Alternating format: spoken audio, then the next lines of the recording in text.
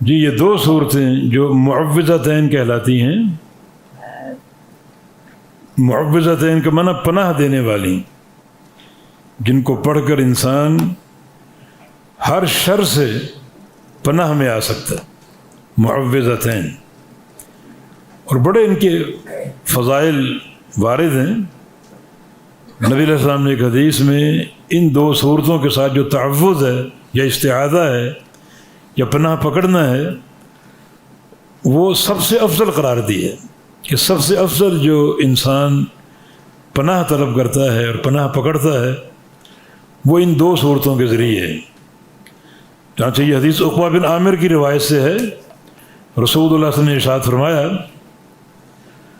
الا اخبرک بافضل ما تعوذ به المتعوذون، تجھے بتاؤں وہ سب سے افضل وظیفہ جس کو پڑھ کر متعوذون پناہ پکڑنے والے پناہ پکڑتے ہیں اللہ رب العزت کی۔ بہت سے وظائف ہیں، بہت سے اوراد و اذکار ہیں، مگر سب سے افضل وظیفہ جو اسرع القبول ہے، بہت جلدی قبول ہونے والا، وہ تمہیں بتاؤں؟ عقبہ بن عامر صاحب نے یہ فرمایا تھا۔ تو انہوں نے عرض کیا کہ جی ہاں، پوری طرح متوجہ تھے۔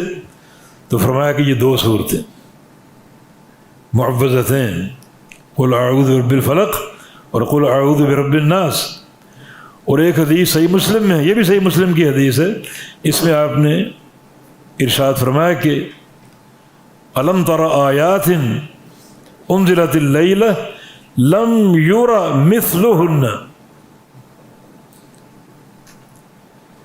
آج رات دو آیتیں اتری ہیں، آج رات دو صورتیں، کچھ آیتیں کچھ آیات نازل ہوئی ہیں آج رات، اور ان جیسی آیتیں نہیں دیکھی گئیں، موجود ہی نہیں۔ جو فضیلت اور جو ایک علم ان آیات میں ہے وہ کہیں اور نہیں دیکھا گیا۔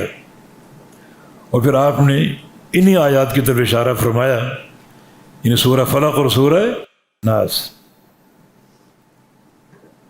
اور ایک حدیث میں فرمایا کہ الا اعلمک سورتین من خیر سورتین، میں تمہیں بتاؤں دو صورتیں جو سب سے بہترین صورتیں ہیں۔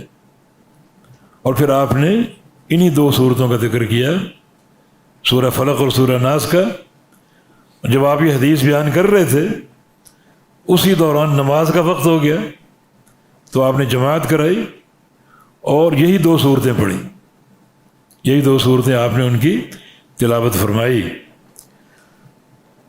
تو ان دو صورتوں کا یقیناً ایک بڑی فضیلت ہے، اجر و ثواب ہے، اور بعض مواقع میں نبی علیہ السلام کی تعلیم بھی ہے کہاں کہاں پڑھی جائیں۔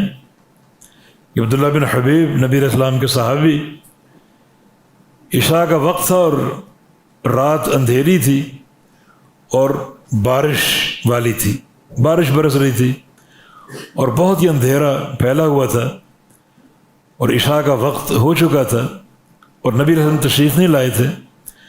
تو کچھ صحابہ اس نیت سے نکلے کہ اللہ کے نبی صلی اللہ علیہ وسلم ہم کے پاس ہم جائیں اور آپ کو لے کر آئیں، یہ رات کا اندھیرا اور یہ بارش آپ کی تکلیف کا باعث نہ بنے، تو آپ کو لینے پہنچ گئے۔ تو نبی علیہ السلام نے ان کو دیکھا اور ان کے اس عمل پر خوش ہوئے، اور آپ نے ان کو تحفہ دیا علم کا۔ فرمایا کہ قل، کہو، عبداللہ سے کہو۔ عبداللہ کہتے ہیں کہ میں خاموش کیا کہوں؟ پھر فرمایا قل، کہو، پھر خاموش۔ پھر آپ نے فرمایا کہ قل هو اللہ احد، اور پھر معوذتین، یہ تین صورتیں ہو گئیں۔ میں یہ پڑھو، یہ پڑھا کرو، حین تمسی و حین تصبح، ثلاث مرات، تین بار صبح کو اور تین بار شام کو پڑھا کرو، تکفیک من کل شیء، اور یہ صورتیں ہر شے سے کفایت کر جائیں گی، تمہاری حفاظت کا اور صیانت کا ذریعہ بنے گی، اور کوئی بھی تکلیف، کوئی بھی پریشانی، رنج و الم، ان سے تمہیں کفایت حاصل ہوگی ان صورتوں کی برکت سے۔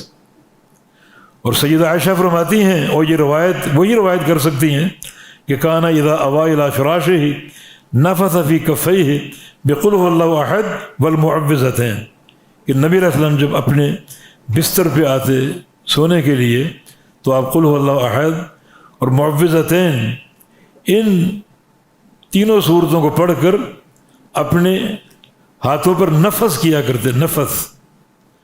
نفث کا معنی تھتکارنا، ایسا تھتکارنا کہ لعاب کے ان کچھ ذرات منہ سے خارج ہوں۔ تین چیزیں، ایک نفخ، ایک نفث اور ایک طفل۔ نفخ کا معنی پھونک مارنا اور نفث کا معنی تھتکارنا، جس سے کچھ ذرات لعاب کے خارج ہوں، اور طفل کا معنی لعاب خارج کرنا، تھوکنا۔